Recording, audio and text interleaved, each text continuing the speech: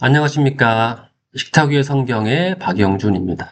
오늘은 의인과 죄인, 이 두 가지 상반된 사람들에 대해서 한번 살펴보도록 하겠습니다. 일단은 볼 본문은 에스겔서입니다. 여러분들 잘 아시는 그러한 본문입니다. 에스겔서 18장 1절에 4절 말씀 제가 읽어보겠습니다. 너희가 이스라엘 땅에 대한 속담에 이르기를 아비가 신포도를 먹었으므로 아들의 이가 시다고 함은 어찌미뇨? 나 주 여호와가 말하노라. 내가 나의 삶을 두고 맹세하노니 너희가 이스라엘 가운데서 다시는 이 속담을 쓰지 못하게 되리라. 모든 영혼이 다 내게 속한지라 아비의 영혼이 내게 속함 같이 아들의 영혼도 내게 속하였나니 범죄하는 그 영혼이 죽으리라. 자, 오늘 말씀은 에스겔 예언자가 1차 포로기 때 바벨론으로 포로로 끌려가서 거기에서 포로민들에게 전한 하나님의 말씀입니다. 포로로 끌려온 사람들은 억울했습니다. 왜냐하면 자신들은 잘못이 없는데 자신들의 부모 세대의 잘못으로 이 바벨론까지 포로로 끌려왔다고 생각을 했습니다. 오늘 말씀에 있는 당시 백성들 사이에서 퍼져 있던 속담이 이러한 자들의 생각을 잘 말해주고 있습니다. 이 속담은 타인의 행동이 원인이 되어서 자신에게 결과가 미친다는 겁니다. 다른 사람의 행동이 원인이 되어서 그 결과가 자신에게 미친다는 것입니다. 그러나 하나님께서는 이제 이러한 속담을 쓰지 못하게 된다라고 말씀하십니다. 그러면서 각자의 행동이 각자의 삶에 운명에 영향을 준다라고 말씀합니다. 당시 이스라엘 사람들이 이렇게 생각했던 이유가 있습니다. 그것은 자신들의 잘못된 예배와 잘못된 사회적 행동들의 원인은 바로 자신들의 윗세대, 부모 세대가 잘못 가르쳤기 때문이라고 생각을 해서입니다. 실제로 히브리인들은 가나안 땅에 들어와서부터 그들은 모세가 받은 하나님의 율법대로 살지 못했습니다. 가나안 땅의 우상과 음란함, 잔인함, 그들의 폭력성을 그대로 답습하였습니다. 이것에 대해서 당시 예언자들도 제사장들도 율법을 가르치는 사람들도 심지어 왕들까지도 이러한 잘못된 행동들에 대해서 경고하거나 제대로 가르치지 않았습니다. 왜냐하면 그들, 백성들을 가르칠 책임이 있는 자들도 하나님을 떠나서 잘못된 예배와 악행을 저지르고 있었기 때문입니다. 또한 그들조차 하나님의 뜻이 무엇인지 제대로 알지 못했습니다. 제가 말하는 이것은 뭐냐면 이스라엘 사람들이 모세오경에 나와 있는 율법대로, 특히 레위기에 나와 있는 율법대로 제사를 드리지 않았다는 말이 아니라 그 제사의 참된 의미, 십계명이면 십계명이 어떠한 의미인지에 대한, 하나님께서 무엇을 원하는지에 대한 참된 의미를 알지 못한 채 외식적인 행동으로만 그런 것들을 버렸고 결국 하나님께서 진짜 원하시는 것이 무엇인지를 모른 채 오랜 세월 동안 그런 것들을 답습했다는 그런 의미입니다. 그러니 막상 이러한 이스라엘 사람들의 악행 때문에 바벨론을 통한 심판을 하나님이 결정하시고 실행하셨을 때 심판을 직접 겪어야 했던 당시의 사람들은 이 모든 심판의 원인이 자신이 아니라 자신들을 잘못 가르치고 인도했던 그들의 선조들 때문이라고 생각을 했던 것은 어쩌면 당연한 것일 수도 있습니다. 그러나 하나님께서는 에스겔 예언자를 통해서 분명히 말씀하십니다. 남 핑계대지 말라. 죄 지은 그 사람이 죽는다. 의인은 의인만, 죄인은 죄인만 각각 심판하십니다. 그런데 흔히 의로운 자들, 기도하는 자들이 있으면 그 도시는 구원받을 수 있다라고 생각을 하는 사람들이 있습니다. 이렇게 생각하는 이유는 창세기와 예레미야에 나타나고 있는 두 가지의 본문 때문에 그런 것 같습니다. 하나는 창세기 18장 23절 이하입니다. 여기에서는 하나님께서 소돔과 고모라를 멸망하실 때 아브라함이 의인과 악인을 함께 멸망하시겠냐라고 하면서 의인 50명이 있다면 용서하시겠습니까? 라고 하자 하나님께서는 50명의 의인이 있으면 멸망시키지 않겠다라고 말씀하십니다. 이렇게 해서 50명, 40명, 30명, 20명, 10명까지 내려갑니다.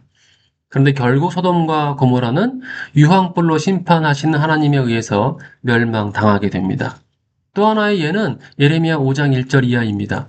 너희는 예루살렘 거리로 빨리 왕래하며 그 넓은 거리에서 찾아보고 알라. 너희가 만일 공의를 행하는 진리를 구하는 한 사람을 찾으면 내가 이 성을 사하리라. 여기에서도 하나님께서는 공의를 행하고 진리를 구하는 한 명이 있다면 이 성을 용서하시겠다라고 말씀하십니다. 이 두 개의 본문은 의인이 있다면 용서하시겠다는 것이 아니라 이스라엘에는 의인이 아예 없다는 사실을 강조하는 말씀입니다. 그래서 어떤 목사님들이 우리가 이러한 의인이 되어야 한다고 설교하는 경우가 있습니다. 근데 이것은 본문의 의미를 전혀 잘못 이해하고 있는 겁니다. 제가 중고등부 담당했던 전도사였을 때 유명한 청소년 사역을 하시는 목사님께서 했던 설교집을 본 기억이 납니다. 그 목사님께서 예레미야 5장 1절을 본문으로 설교하시면서 대한민국이, 우리 사회가, 우리 가정이 하나님의 심판을 면하고 있는 것은 바로 여러분들처럼 예수 잘 믿는 청년들이 있기 때문이다 라고 말씀하셨습니다. 그리고 여러분들이 바로 그런 한 명의 의인이 되어야 한다라고 설교했던 기억이 납니다. 언뜻 들으면 맞는 말 같기도 하고, 아, 내가 그러한 한 명의 의인이 되어야지 라는 감동을 쉽게 받는 설교처럼 보입니다. 그런데 이러한 해석과 설교는 잘못된 것입니다. 본문이 의도하지 않은 메시지를 전하고 있는 겁니다. 우리에게는 심판이 아직 이루어지지 않은 것은, 우리에게 아직 심판이 이루어지지 않은 이유는 하나님의 때가 아직 이르지 않아서이지 예수 잘 믿는 성도가 있기 때문이 아닙니다. 심판의 때가 이르면 의인은 구원받고 죄인은 벌을 받습니다. 에스겔 14장 12절 이하에서 하나님께서 아주 쉽게 우리에게 설명하고 있습니다.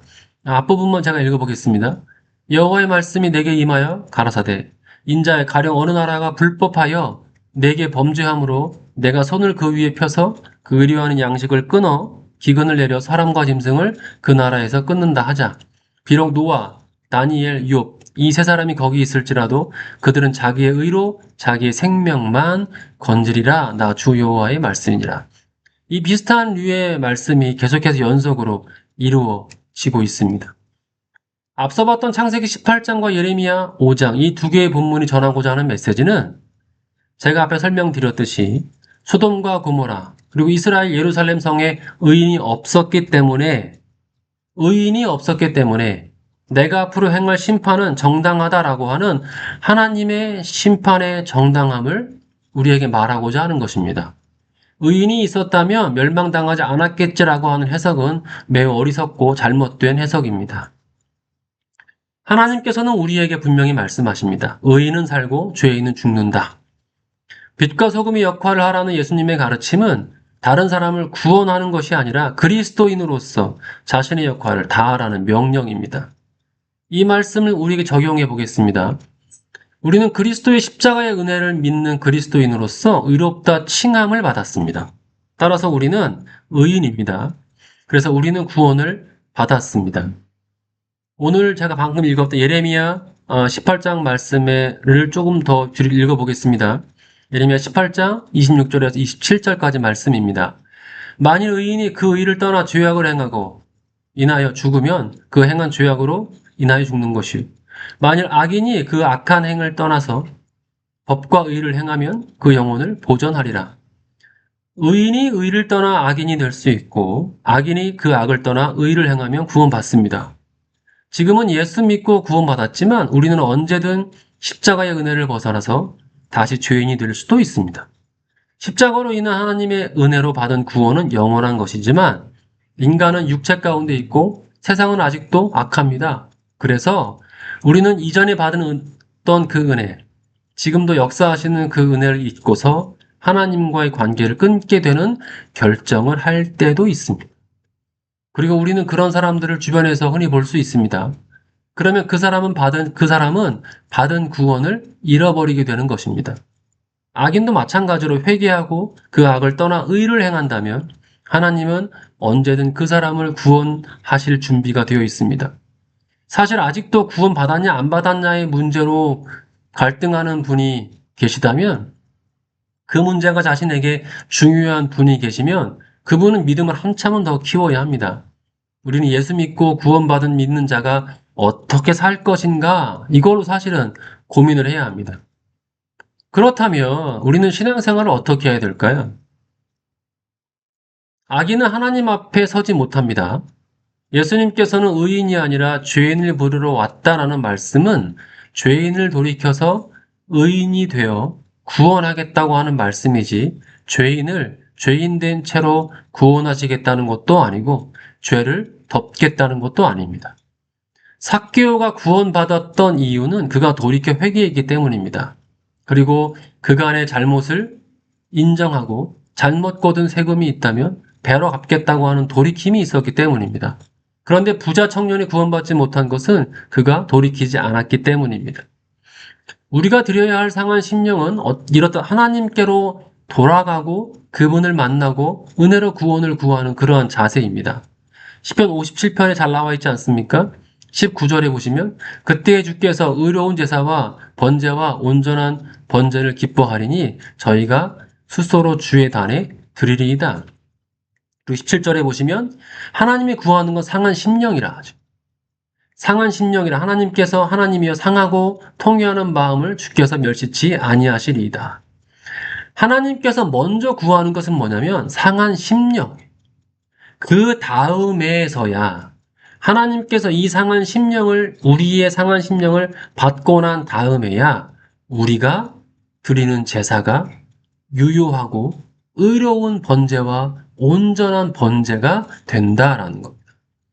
상한 심령이 먼저 있어야지만 그 뒤에 이어지는 우리가 드리는 예배가 하나님께서 온전하고 기쁘게 받으신다는 말씀입니다. 상한 심령이란 죄를 지은 사람을 의미하는 것이 아니라 죄를 지었으나 잘못됨을 깨닫고 하나님께 다시 나아가 회개하는 자, 하나님과의 관계를 회복하고자 하는 자를 의미합니다. 다윗은 밧세바를 범한 것이 죄라는 것을 나단 선지자의 말을 듣고 깨달았습니다. 그러나 그 상태로 하나님께 나아가 예배드릴 수가 없었습니다. 왜냐하면 다윗은 하나님께서는 죄인의 예배를 받지 않는다는 것을 알고 있었기 때문입니다. 그래서 그는 예배를 드리는 것에 앞서 먼저 하나님의 용서를 구했던 것입니다. 이러한 다윗의 마음이 바로 상한 심령입니다. 월요일에서 토요일까지 죄를 지은 다음에 주일날 교회에 와서 하나님께 깨끗함을 받는다라는 생각은 그래서 잘못된 겁니다. 하나님은 죄인의 예배를 받지 않으시고요. 죄인된 상태로 하나님께 가지 못합니다. 그래서 그리스도의 십자가로 우리가 의롭다 하심을 받았다라고 우리는 그렇게 고백하고 있는 것입니다. 의로운 자의 제사를 하나님께서는 받으십니다. 예수를 잘 믿어 구원받은 사람이 예수 믿지 않는 배우자를 만나서 그 믿음이 없어질 수도 있고 살다 보니 일이 바빠서 혹은 세상의 유혹이나 방법에 따라서 살다 보니까 믿음이 엷어지고 점점 하나님과 멀어지는 경우를 자주 보게 됩니다. 그러나 이러한 것들이 나중에 변명이 되지 못합니다. 부모 잘못 만나서, 배우자 잘못 만나서, 혹은 목사 잘못 만나서 살다가 일하다 보니까 남들처럼 하다 보니까 등등 이러한 핑계가 나중에 주님 앞에서 우리의 구원을 해주지는 못합니다. 어떠한 상황에서도 성도들은 믿음을 지킬 의무가 있습니다. 사랑하는 여러분, 구원에 안주하시면 안 됩니다.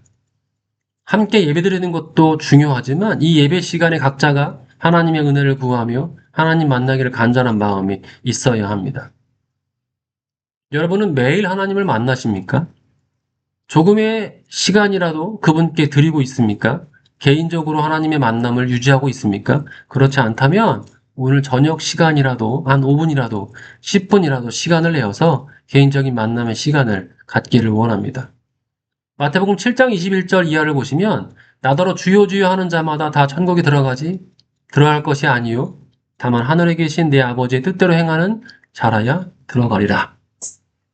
그날에 많은 사람이 나더러 이르되 주여 주여 우리가 주의 이름으로 선지자 노릇하며 주의 이름으로 귀신을 쫓아내며 주의 이름으로 많은 권능을 행치 아니하였나이까 하리니 그때 내가 저희에게 밝히 말하되 내가 너희를 도무지 알지 못하니 불법을 행하는 자들아 내게서 떠나가라 하리라. 이 본문은 잘 알려진 본문입니다. 이 본문에서 예수님께서 말씀하시고자 하는 것은 말로만 믿지 말고 뭐라도 해라, 행동으로 하라, 행동으로 보이라 라는 것이 아닙니다. 행동으로는 구원을 얻지 못합니다. 이거는 아주 기본적인 베이스예요. 구원은 믿음으로 말미암는 것이지 행동으로 되는 것은 아닙니다. 그러니까 오늘 이 본문, 지금 읽었던 나더러 주여 주여 하는 자마다 천국에 들어갈 것이 아니요 하늘에 계신 내 아버지의 뜻대로 행하는 자라 들어가리라, 이 말을 어떤 분들이 믿음으로 구원받지만 행동해야 된다, 이렇게 해석하는 건 잘못입니다. 구원에 관해서는 행동하고는 아무런 상관이 없습니다. 그럼 이 말씀의 포인트는 뭐냐면 23절에 있습니다. 내가 너희를 도무지 알지 못하니 라고 되어 있죠. 사실 이 부분은 과거형입니다. 과거형. 즉 내가 너희를 알지 못하였다입니다.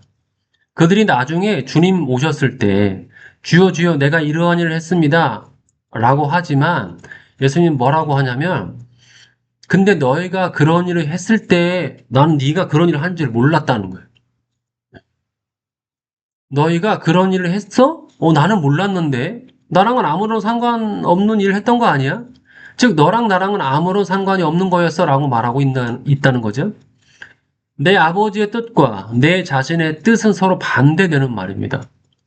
이것에 대한 것은 아마도 시타구의 성경 에피소드 중에서 자기 부인이란 이 영상을 보시면 좀 이해가 되실 것 같아요. 어떤 삶을 살든 어떤 일을 하든 우리의 목적은 한 가지, 주를 더 아는 것이 되어야 합니다. 주를 더 아는 것이 삶의 목적이 되면 어디서 무엇을 하든 누구와 있든 아무런 상관이 없습니다. 오직 우리의 관심은 주를 더 아는 것, 하나님의 뜻을 아는 것이 되어야 되기 때문에 그것만 매일매일 하고 있다면 내가 처한 환경은 어떤 것이든 상관이 없게 될 것입니다. 그리고 그 어디나 하늘나라가 됩니다. 그래서 우리는 오직 그의 나라와 그의 의만 구하게 됩니다. 다른 것은 중요하지 않게 됩니다. 우리가 구할 것은 무엇이냐면 그의 나라와 그의 의로움만 구하게 됩니다. 왜냐하면 그것이 우리에게 있어 다하기 때문에 그렇습니다. 식탁의 성경 여러분, 우리 인생의 목표는 하나님과의 만남을 잃지 않는 것이 되어야 합니다. 매일 10분이라도 방해받지 않는 조용한 장소에서 찬양 한 장 드리고 하나님의 은혜와 십자가를 묵상하며 그분의 마음과 음성을 듣는 시간을 가지시기를 바랍니다. 저와 여러분 모두 인생의 목표가 주님을 좀 더 아는 것이 되기를 바랍니다.